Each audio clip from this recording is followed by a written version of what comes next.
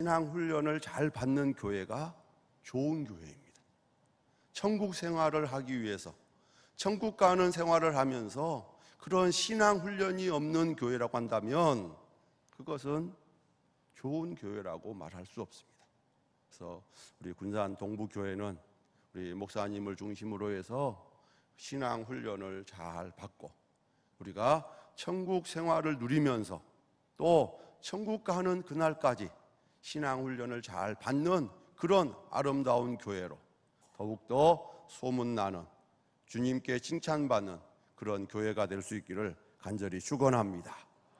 이제 설 명절이 며칠 남지 않았습니다. 어느 부부가 자동차를 운전하고 고향을 다녀오는데 부부간에 서로 사소한 다툼으로 아무 말 없이 이제 자기 집으로 돌아오게 됐습니다. 아무 말도 하지 않고 썰렁하게 집으로 돌아오는데 심기가 상한 이 남편이 방향등도 켜지 아니하고 차선을 갑자기 오른쪽으로 바꿨습니다. 그러자 뒤따라오던 트럭 기사가 창문을 열고 야, 이 머저리야, 운전 똑바로 해, 얼간이 쪼다야 하면서 지나갔습니다. 이 말을 듣고 있던 아내가 남편에게 물었습니다. 여보, 저 트럭 운전기사 당신 아는 사람이에요? 그러자 남편이 뭐라고 그랬어요? 아니. 그러니까 아내가 다시 두 번째 이렇게 중얼거렸습니다. 어쩌면 당신에 대해서 그렇게 잘 알지? 하더라는 겁니다. 그러나도 기분 상한 이 남편이 더더욱 기분이 상했습니다. 꼭 참고 운전을 하다가 길가에 이제 잠시 차를 세웠습니다. 그랬더니 문득 그 차 옆에 길가에서 개 한 마리가 얼쩡거리고 있었습니다. 기분이 상해있던 이 남편이 아내에게 빈정대면서 이렇게 말했습니다. 저기 당신 친척이 있네. 반가울 테니 가서 인사나 좀 하시지. 그랬습니다. 그랬더니 이 아내가 문을 열고 또 밖에 나갔습니다. 밖으로 나가서 그 개를 향해서 공손히 머리 숙여 인사를 하더랍니다. 어떻게 인사한 줄 아세요? 안녕하셨어요? 시아주버님. 아무리 속상하고 심기가 불편하시더라도 부부간에 서로 상대방을 깎아내리고 비난하면서 어떻게 행복한 가정, 행복한 부부가 될 수 있겠습니까? 하루는 초등학교 5학년 아들이 중간 시험을 보는 날이었습니다.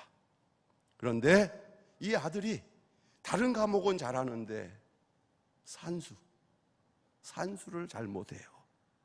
그래서 어머니가 시험 보러 학교 가는 이 아들에게 아들아, 너 오늘 산수 80점 이상 맞지 아니하면 이제 너는 앞으로 내 아들이 아니다. 이렇게 했어요. 그래서 오후에 학교 갔다 오는 이 아이, 시험을 마치고 집에 돌아온 아들을 보고 어머니가 너 오늘 시험 잘 봤니? 이렇게 물었어요. 그랬더니 이 아들이 뭐라고 해요? 아주머니 누구세요? 이러더라는 거예요. 이런 아들 둔 부모 얼마나 속상하겠어요. 중요한 것은 좀 잘하라고 격려해주고 그러면 얼마나 좋겠어요. 다른 과목 잘하니까 잘했다 이렇게 해주면 얼마나 좋겠어요. 아무리 속이 상하고 시댁에서 얼마나 속상한 일이 있다 할지라도 시댁 집을 떠나 나올 때는 또 새롭게 서로가 서로를 격려하면서 고향 집을 떠나서 집으로 돌아오면 얼마나 좋겠어. 그런데 우리 사람들은, 사람이 누구나 다 성공을 원해요. 행복하기를 원해요. 그런데 실패할 수도 있고요, 행복을 원하는데 불행의 그림자에 갇혀서 살 수도 있어요. 오늘 우리 성경 말씀 사무엘상 23장 본문은 다윗이 사울왕을 피해서 끊임없이 도망 다니던 도피자의 그런 생활을 하던 가운데 우리에게 벌려졌던 그 사건을 소개하고 있습니다. 한 번, 두 번 숨은 것도 아니고 일곱 번째 도망자 신세로서 다윗이 십황무지 수풀에 숨어 들어 있었습니다. 그런데 그 장소를 십황무지에 거주하는 사람들이 사울왕에게 밀고를 했습니다. 이번에는 이제 사울왕에게 꼼짝없이 붙잡히겠다 하는 그런 상황이었습니다. 다윗은 앞이 깜깜했습니다. 어떻게 해야 될지 모르는 답답한 그런 상황에 처해 있었습니다. 이때 오늘 본문에 보면 사울왕의 아들이자 다윗의 친구인 요나단이 위기에 처해 있는 다윗을 찾아와서 다윗을 힘있게 격려하고 위로하는 말씀을 오늘 본문에서 우리가 볼 수 있습니다. 요나단, 그 사람은 어려움에 빠져 있는 자기 친구 다윗을 찾아가서 격려해주고 위로해주는 그런 대표적인 사람으로 우리가 기억할 수 있습니다. 사면초가에 빠졌던 이 다윗을 요나단이 찾아와서 어떻게 격려했느냐 하면 오늘 16절 말씀해 보시면 사울의 아들 요나단이 일어나 수풀에 들어가서 다윗에게 이르러 그에게 하나님을 힘있게 의지하게 하였다 그랬어요. 한번 따라서 할까요? 하나님을 힘있게 의지하라. 여러분 주변에 누군가에게 실망하고 포기하고 낙심한 사람들이 있습니다. 요즘은 7포 시대라고까지 해요. 예전에는 3포 시대, 4포 시대, 5포 시대 하더니 지금은 7가지를 포기하며 사는 사람들이 있다는 거예요. 많은 사람들이 포기하고 절망 가운데 살고 있어요. 그런 사람들에게 우리가 요나단처럼 다윗에게 했던 말씀처럼 포기하지 말고 어떻게 하라고 그래야 했어요? 하나님을 힘있게 의지하십시오. 이렇게 격려할 수 있는 우리 모두가 되었으면 좋겠습니다. 절망하고 낙심한 자들에게 하나님을 대충 의지하지 마시고 좀 힘있게 의지하십시오. 이렇게 격려하면 얼마나 좋겠어요. 하나님을 힘있게 의지하는 것이 뭐냐 하면 그것이 바로 믿음입니다. 믿음이 뭐예요? 하나님을 대충 의지하는 것이 아니고 하나님을 힘있게 의지하는 것이 믿음이에요. 예수님은 내 믿음대로 되라 그렇게 말씀하셨잖아요. 우리가 살면서 하나님을 대충 의지하고 살면 주님 말씀하신 대로 내 믿음대로 되라고 하는데 결과가 뭐가 있겠어요? 믿음이 없는데 뭘 바라겠어요? 하나님을 힘있게 의지하는 것이 믿음인 줄 믿으시기를 바랍니다. 실제로 다윗은 요나단이 찾아와서 하나님을 힘있게 의지하라 이 격려의 말을 듣고 실제로 다윗은 하나님을 힘있게 의지했어요. 사무엘하 22장 19절에 보면 다윗이 고백합니다. 나의 재앙의 날에 여호와께서 나의 의지가 되었으며 그랬어요. 고통스럽고 힘든 날 하나님은 나의 의지가 되었다는 거예요. 사무엘하 22장 30절에 보니까 내가 내 하나님을 의지하고 성벽을 뛰어넘는다 그렇게 고백하고 있어요. 다윗은 하나님을 의지하고 사망의 벽을 뛰어넘는 그런 승리자가 됐습니다. 이스라엘과 유대 역대 왕들 중에 보면 다윗 왕 다음으로 하나님으로부터 인정받은 왕이 있어요. 하나님께 사랑받았던 왕. 그 사람이 누구냐 하면 히스기야 왕이었습니다. 히스기야 왕도 물론 실수도 많았지만은 히스기야 왕은 여러 부분에서 하나님의 인정을 받았어요. 그 중에 하나가 히스기야도 하나님을 힘있게 의지했던 왕이었어요. 그래서 열왕기하 18장 5절 말씀에 보면 히스기야가 하나님을 의지하였는데 그의 전후 유다 여러 왕 중에 그러한 자가 없었더라, 이렇게 소개하고 있어요. 사랑하는 성도 여러분, 하나님을 힘있게 의지해서 하나님께 인정받고 보호받으시기를 간절히 축원합니다. 우리 군산 동부교회 성도들이 많이 있지만은 그 중에 가장 하나님을 힘있게 의지하는 사람, 아무개. 그렇게 하나님 인정해 주시면 얼마나 좋겠어요. 하나님을 의지하는데 앞장서는 사람. 그래서 시편 2편 12절에 보면 여호와를 의지하는 자는 다 복이 있도다, 그렇게 말씀하고 있어요. 하나님을 의지하는 자는 다 복이 있도다. 하나님을 의지하고 복을 누리며 사시는 성도 여러분들이 되시기를 바랍니다.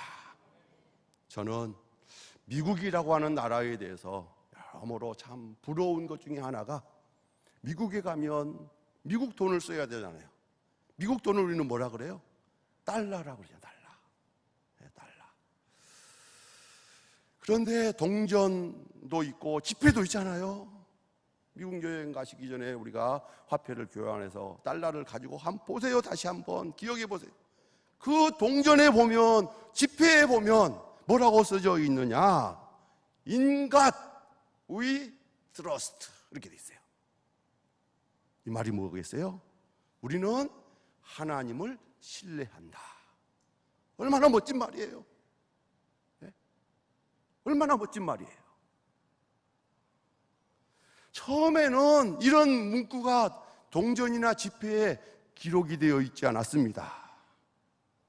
그러다가 1953년 로버트라고 하는 사업가가 미국 지폐가 전 세계에 통용되고 있는데 이 문구를 좀 써놓으면 미국 국민의 신앙을 전 세계에 알릴 수 있겠다, 이렇게 생각이 돼서 이 로버트라고 하는 사업가가 천여 통의 편지를 써가지고 대통령에게도 재무장관에게도 상하 의원들에게도 그리고 언론 단체에 그 편지를 보냈어요.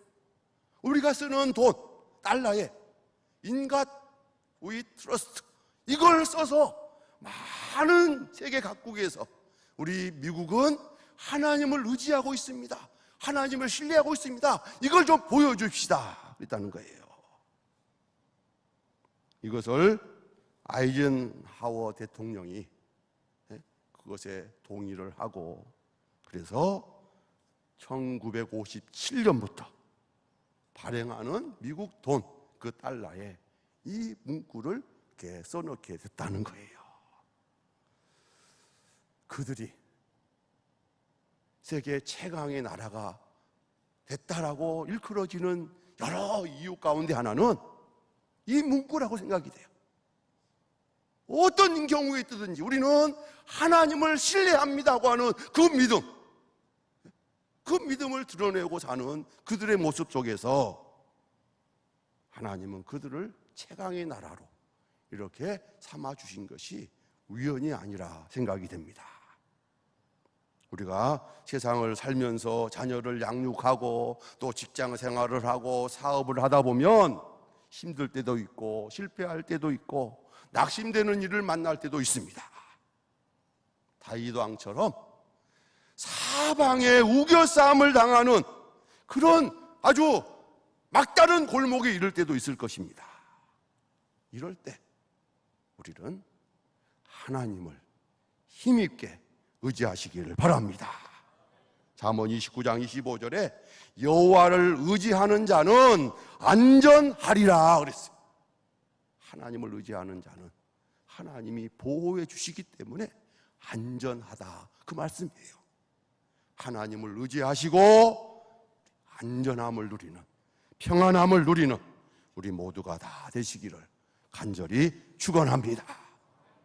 그래서 요나단은 자기 친구 다윗을 찾아와서 어려운 중에 있는 그 다윗에게 하나님을 힘있게 의지하라, 이렇게 격려를 했어요. 여러분 마음속에 내가 누구를 어떻게 의지할까? 어떻게 격려할까? 내가 격려해 줄 사람이 누굴까? 한번 좀 생각해 보세요. 하나님을 힘있게 의지하도록 격려하시는 여러분들이 다 되시기를 축원합니다. 오늘 요나단이 공경에 처했던 다윗을 찾아와서 격려한 내용 중에 두 번째가 있습니다. 17절 말씀해 보니까 요나단이 그에게 이르기를 두려워 말라. 내 붙인 사울의 손이 내게 미치지 못할 것이요, 이렇게 격려하고 있어요. 사울왕이 지금 다윗을 잡아서 죽이려고 하는데, 그래서 살기 위해서 도망치는 그 다윗에게 찾아와서 두려워하지 말아라, 이렇게 격려하고 있어요. 여러 번 도망 다녔던 다윗, 사울왕 손에 가장 쉽게 잡히게 될 그런 위기에 처해 있는 다윗이었습니다. 그런데 이 위급한 순간에 요나단이 찾아왔어요. 그것은 아마 하나님의 역사라고 고백할 수밖에 없습니다. 하나님은 역사의 주관자이심을 믿으시기 바랍니다. 다윗이 사울왕에게 곧 붙잡히게 될 그런 위급한 상황에 처해 있을 때 어떤 사건이 벌어졌느냐 하면, 블레셋이 이스라엘을 쳐들어왔습니다. 그래서 사울왕에게 왕이시여 급히 오시옵소서, 그런 전가를 받게 됐습니다. 다윗을 쫓는 다윗 쫓기를 그치고 이제 다시 블레셋과 싸우러 가기 위해서 다윗 쫓는 일을 그치고 블레셋과 싸우러 사울왕은 가게 됐습니다. 그래서 오늘 본문의 23장 28절 보시면, 이에 사울이 다윗 쫓기를 그치고 돌아와서 블레셋 사람을 치러 갔으므로 그곳을 셀라 하마느곳이라 이렇게 불렀어요. 한 몇 분만 시간을 더 줬으면 다윗을 잡을 수 있었는데 하나님이 역사하셔서 블레셋이 쳐들어왔으니까 돌아오십시오, 그 전가를 받고 블레셋과 싸우러 다윗 잡는 것을 이제 포기하고 갔다고 하는 사실이에요. 하나님은 위기의 순간에 우리를 지켜주시는 셀라 하마느곳의 하나님이신 것을 믿으시기 바랍니다. 하나님은 저와 여러분을 사랑하셔서 위기에 처하도록 내버려 두신 분이 결코 아닙니다. 하나님은 역사하셔서 다윗을 구해냈듯이 하나님은 그 셀라 하마느곳의 하나님이 저와 여러분과 함께 하시는 하나님이신 것을 믿으시기 바랍니다. 어느 여집사님과 이웃집 아주머니가 동네 주민센터 카페에서 차를 마시면서 이야기를 합니다. 그 대화가 참 답답한 이야기입니다. 교회 여집사님이 요즘 집값이 너무 비싸다고 집값 때문에 타령을 하고 있는 겁니다. 이렇게 한숨 쉬면서 얘기하니까 교회도 안 다니는 동네 아주머니가 이 모습을 보다 못해서 한심하게 생각한 그 아주머니가 예수 안 믿는데도 불구하고 그 여집사님에게 뭐라고 말씀하신 줄 아십니까? 그래도 집사님은 당신이 믿는 하나님이 있잖아, 그러더라는 거예요. 예수를 믿는 집사님은 한숨 쉬면서 야, 집값이 너무 올라가서 어떻게 하지 하고 있는데, 예수를 안 믿는 아주머니는 당신은 그래도 당신이 믿는 하나님이 있잖아, 이렇게 이야기하더라는 거예요. 누가 이야기를 해야 돼요? 거꾸로 됐잖아요. 거꾸로. 예수 안 믿는 아주머니가 한숨 쉬고 있으면 여러분이 가서 뭐라 그러겠어요? 한숨만 쉬지 말고 하나님께로 나오라고, 하나님을 의지하라고, 걱정하지 말라고. 하나님이 모든 만물의 주인이시니까 하나님께 나오기만 하면, 하나님께 맡기면 하나님이 해결해 주실 거야, 한숨 쉬지 않게 해줄 거야, 이렇게 해야 되지 않겠어요? 그런데 예수 믿는 여집사님이 예수 안 믿는 동네 아주머니 앞에서 한숨을 푹푹 쉬고 있으면 속으로 뭐라 그러겠어요? 아이고, 예수 믿고 하나님 믿는다면서 저래? 그러지 않겠어요? 모든 염려 우리는 누구에게 맡겨야 되겠어요? 하나님께 맡기는 저와 여러분 되시기를 바랍니다. 하나님께 맡기는 것이 믿음이에요. 믿음 없으면 어떻게 맡길 수 있겠어요? 하나님께 맡기시고 두려워하지 않기를 간절히 축원합니다. 간절히 축원합니다. 세상 일로 사방으로 우겨쌈을 당해도, 답답한 일을 당해도, 깜깜한 일을 만날지라도 순간순간 저와 여러분을 지켜주시는 셀라 하마느곳의 하나님을 늘 기억하시길 바랍니다. 어려운 지경에 다윗을 구해주시고 다윗을 살려주신 그 하나님이 저와 여러분도 지켜주시고 안전하게 보호해주시고 살려주실 것을 믿고 두려워하지 말고, 두려워하지 마시고 강하고 담대하게 세상을 살아가는 저와 여러분 되시기를 바랍니다. 그래서 우리는 사울왕과 다윗을 비교해 보면, 다윗을 죽이려고 했던 사울왕 어떻게 됐어요? 비참하게 망하고 말았잖아요. 하나님을 힘있게 의지하고 두려움을 이겨냈던 다윗은 점점점 강성해서 이스라엘 역사상 가장 위대한 성군이 되었어요. 역사는 하나님이 주관하시는 줄 믿으시기 바랍니다. 하나님이 함께하는 자, 셀라 하마느곳에 하나님이 함께 하셔서 망하지 않는 줄 믿으시기를 바랍니다. 그래서 다윗은 시편 23편에서 내가 사망의 음침한 골짜기로 다닐지라도 해를 두려워하지 않을 것은 주께서 나와 함께 하심이라, 이렇게 고백했어요. 다윗처럼 이런 고백을 하실 수 있는 우리 모두가 되시기를 간절히 소원합니다.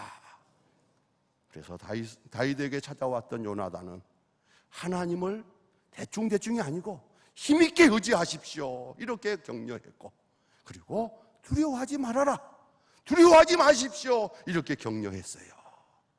그 다음 세 번째입니다. 요나단은 사울왕에게 쫓기는 신세, 내일 일을 알 수 없는 다윗을 찾아와서 17절에 보니까 너는 이스라엘의 왕이 되고 나는 내 다음이 될 것을 내 부친 사울도 안다 그랬어요. 이 말이 뭐예요? 다윗에게 소망을 가져라, 그런 말씀이에요. 소망을 가져라, 소망을 가지라고. 내일의 산 소망을 가지라, 이렇게 격려했어요. 왕권, 부자지간에도 형제지간에도 친척간에도 비비린내 나는 것이 왕권이잖아요. 그런데 이 요나단은 자기가 왕자로서 아버지 뒤를 이어서 왕위에 오를 그런 지위였음에도 불구하고 하나님께서 이미 다윗에게 왕권을 주시는 것을 알았어요. 그래서 쫓기는 신세인 다윗에게 내가 반드시 이 나라의 왕이 될 것이다, 그러니까 용기를 가져라, 절대로 너는 죽지 아니할 것이다, 소망을 갖게 해줬어요. 그래서 훗날 사무엘하 2장 4절에 보면 유다 사람들이 와서 거기서 다윗에게 기름을 부어 유다 족속의 왕을 삼았더라 그랬어요. 우리가 보세요. 참으로 부족한 것도 많고요. 낙심시키는 그런 상황들도 많이 우리가 접하고 삽니다. 그렇지만은 살아계신 하나님을 믿고 소망을 갖고 사시는 저와 여러분 되시기를 바랍니다.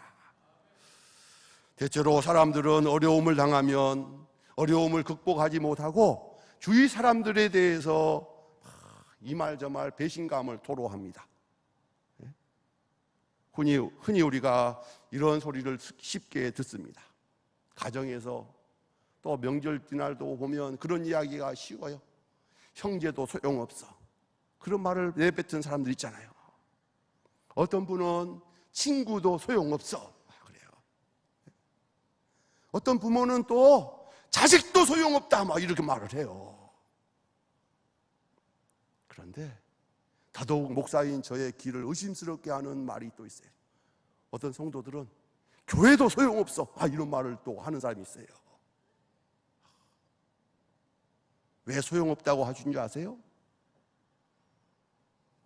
이렇게 소용없다, 소용없다 말하는 사람들 딱 결론을 밀어보면 사람은 믿을 것이 못돼. 막 이렇게 합니다.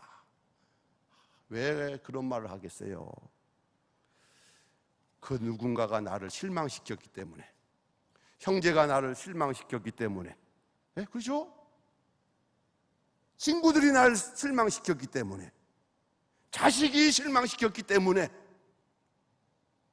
교회가 나를 실망시켰기 때문에 소용없다는 거예요. 그런데 가만히 따지고 보세요. 적절할 때 이용하는 것이 형제라고 생각합니까? 적절할 때 이용하려고 친구 사귀십니까? 적절할 때 이용해 먹으려고 혹시 교회 다니셨습니까? 적절할 때 이용해 보려고 자식을 키우셨냐는 거예요. 이용해 먹으려고, 자기에게 도움이 되게 만들려고 그런 생각을 가지시면 안 된다는 거예요. 우리 동부교회 다니시는 성도 여러분, 여러분의 입술에서는 형제도 소용없다, 친구도 소용없다, 자식도 소용없다, 이런 고백이 절대로 안 나오시기를 간절히 소원합니다. 더더욱 교회도 소용없다, 이런 말을 하시면 안 돼요. 저와 여러분은 친구에게 도움이 될지언정, 어려운 친구를 찾아가서 격려할지언정, 친구를 이용의 대상으로 삼는 그런 성도가 한 사람도 없기를 바랍니다. 이 동부교회에 꼭 필요한 아름다운 성도들이 되시기를 바랍니다. 교회에 필요한 일꾼이 되시기를 바라요. 말씀을 마치려고 합니다. 저와 여러분, 하나님을 힘있게 의지하고 올 한 해도 힘차게 일어서시기를 바랍니다. 왜냐하면 교회는 어떤 곳이냐 하면 바꾸는 곳이에요. 바꾸는 곳.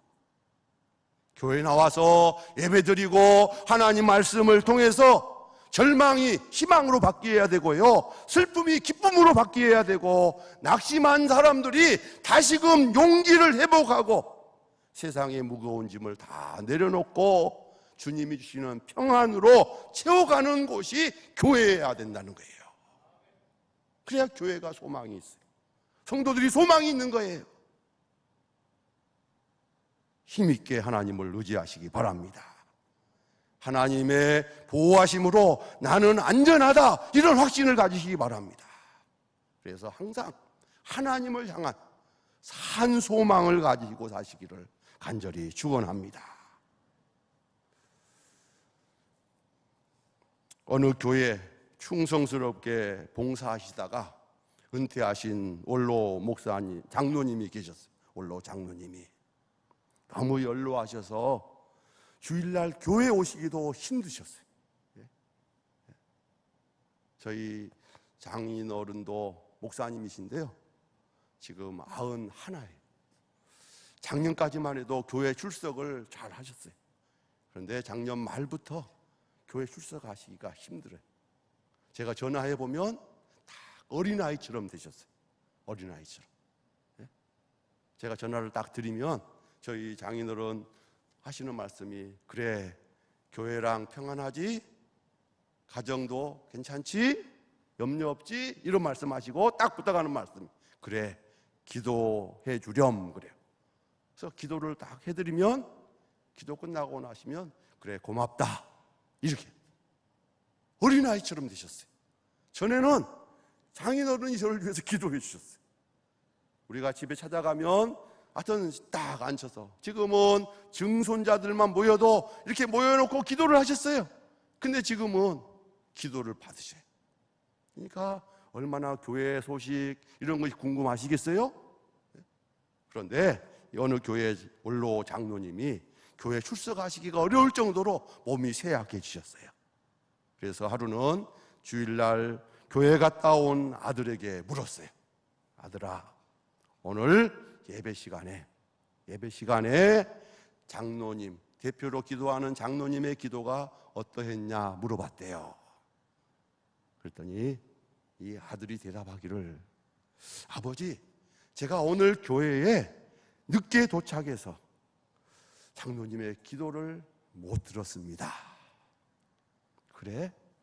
그러면 목사님의 설교는 어땠느냐 물었어요. 그랬더니 아들이 또, 아버님, 제가요 어제 늦게까지 일하다가 늦게 퇴근을 하고 피곤해서 목사님 설교 시간에 잠이 와서 꾸벅꾸벅 졸다가 제대로 듣지 못했습니다. 아버지, 장로님 입장에서 얼마나 실망이 됐겠어요. 그래도 기대하고 아들의 믿음 생활이 걱정이 되었어요. 명색이 원로장로 아들이 대충 신앙생활을 하면 안 될 텐데 해서 마지막에 또 하나 물었어요. 그러면 오늘 목사님의 축도는 어떠했느냐 물었어요. 그랬더니 이 아들이 뭐라고 대답한 줄 아세요?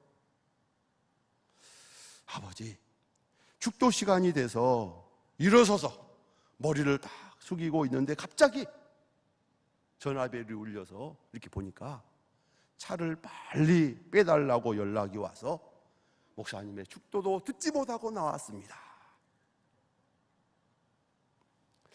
원로장로님 속으로 얼마나 화가 나겠어요? 얼마나 속상했겠어요? 혹시 여러분의 가정에 이런 자녀, 이런 손자, 손녀가 있다면 여러분은 어떻게 하시겠어요? 혹시 물어보겠습니다.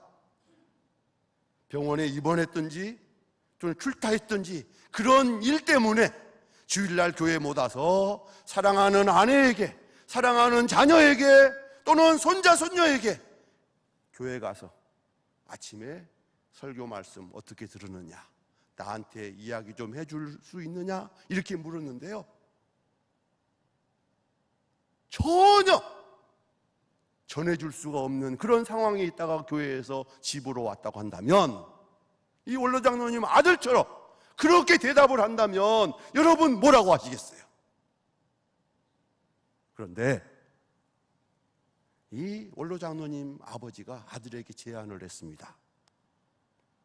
아들아, 다음 주일부터는 교회 나가지 못하는 나를 위해서 장로님의 기도 내용을 이렇게 적어서 나한테 좀 알려다오. 그리고 목사님의 설교 내용도 요약을 해서 나한테 좀 알려다오. 그리고 목사님의 마지막 축도 내용, 그것까지도 네가 기억나는 대로 적어가지고 나에게 갖다 다오. 신앙생활은 예배 드리는 일에 성공해야 된단다, 이렇게 부탁을 했어요. 그 다음 날부터, 다음 주부터 대충 교회 다니고 피곤하게 신앙생활하던 그 아들, 자기를 혼낼 줄 알았는데 혼내지도 않고 책망하지도 않고, 적어서 나한테 좀 알려다오 하는 그 말씀, 아버지의 그 말없는 그 격려, 신앙생활은 예배 드리는 일에 성공해야 된다. 이 말씀 한마디에 매주일 메모하는 습관을 가지게 됐어요. 이렇게 5년의 세월이 흘러갔습니다. 원로 장로님은 하늘나라로 가셨지만은 예배 드리는 일에 성공하기 위해서 메모하는 그 습관을 배운 이 아들, 그 메모하는 습관 때문에 신앙이 점점점 자라게 됐습니다. 신앙이 성장하자 교회 생활이 대충대충이 아니었어요. 피곤하지 않았어요. 열심히 교회에 봉사하게 됐어요. 그리고 아버지 장로님을 뒤이어서 그 교회에 장로님으로 충성스럽게 봉사하게 됐다는 겁니다. 훗날 우리 삶 가운데 보면 혼날 짓을 했고 비난받을 만한 일을 했지만은 혼내지 않고 비난하지 않고 격려했더니 격려받은 그 아들, 하나님은 큰 일꾼으로 세워주셨습니다. 격려받는 곳에, 격려하는 곳에 하나님의 역사가 일어난 줄 믿으시기 바랍니다. 그리고 성도들은 서로를 격려하는 하나님의 자녀들이 되셔야 될 줄로 믿습니다. 그래서 교회는 어떤 곳이냐? 서로 격려하는 곳입니다. 격려하는 곳. 이 땅에서도 천국 생활을 경험하고 이 땅을 떠나서 천국 생활하러 천국에 가야 될 우리 모두가 다 교회를 통해서 어떻게 해야 돼요? 서로를 격려하셔야 돼요. 격려하셔야 돼요. 목사님은 말씀으로 성도들을 격려하고 성도들은 또 목사님을 기도하면서 격려해드리고 이 격려가 일어나는 곳, 이곳이 천국 같은 좋은 교회가 될 줄로 믿습니다. 격려하는 성도가 많으면 교회가 부흥하게 되어 있습니다. 격려하지 아니하면 부흥의 꽃을 피울 수가 없습니다. 우리 옆 사람에게 한번 인사할까요? 한번 저를 따라서 인사합니다. 하나님을 힘있게 의지합시다. 두려워하지 마십시오. 소망을 가지십시오. 저도 기도해 드리겠습니다. 힘내십시오. 이렇게 늘 격려하며 사시기를 간절히 축원합니다. 기도하겠습니다. 하나님 아버지, 오늘 헌신 예배 드리는 일남성교회 회원들 뿐만 아니라 우리 동부교회 온 성도들이 이 군산 지역에서 서로 격려하는 교회로 소문난 교회 되게 하여 주시옵소서. 예수님의 이름으로 기도드립니다. 아멘.